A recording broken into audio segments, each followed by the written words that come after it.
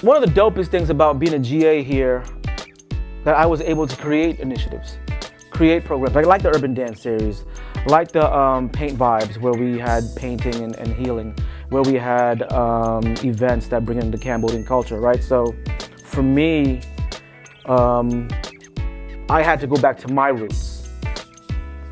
And then there was a survey that went out for Moore Hall, and also talking to the Personal Counseling Center as an interim manager, and then also talking to like Tai Wo and so many different other folks here on PC in terms of like what is needed. And the center is needed in terms of like really having a vision and a mission that is not tailored, but more so targeting historically marginalized, traumatized, excluded folks, BIPOC folks, Latinx, Black, Asian, all those things, and bringing that into light. But it's also a learning and an experience and an education for all of us together, right? Where we have to highlight students, also faculty and staff. So no one is excluded. The education is a learning together, right? So a lot of these initiatives and programs are coming from students, will come from students,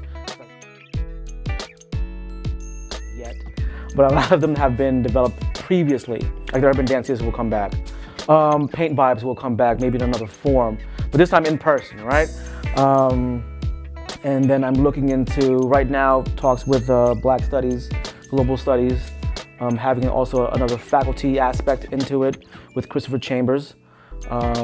Also a healing component with, I think, 2 folks from the Counseling Center. Jonathan Dater is one of them.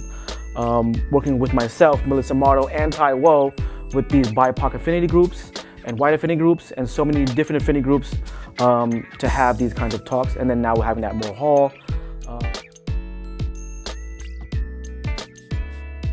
We're working together. We're valuing and appreciating each other as who we are and creating these initiatives and programs for Moore Hall.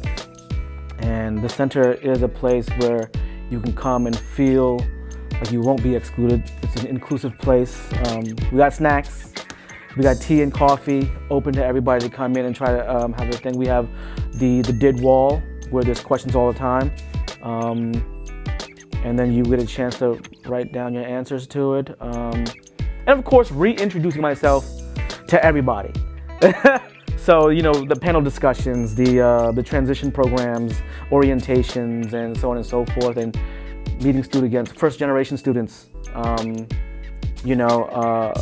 students with disabilities, you know, that one too, Puerto Rican students and so on. You know, the list goes on and on and on.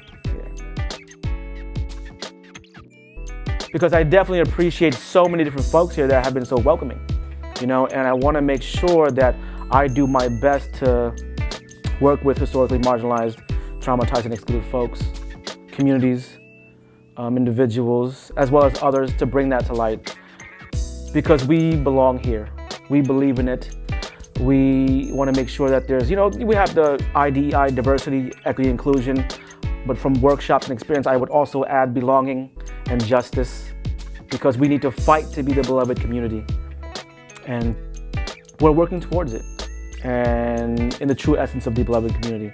And I'm hoping to get there as a part of a PC, you know, staff. And I've been afforded the opportunity to teach a graduate course here, faculty member of the Urban Education Program. Where I'm at right now was a dream for me. It was an impossibility that I thought I would never reach. And I'm here.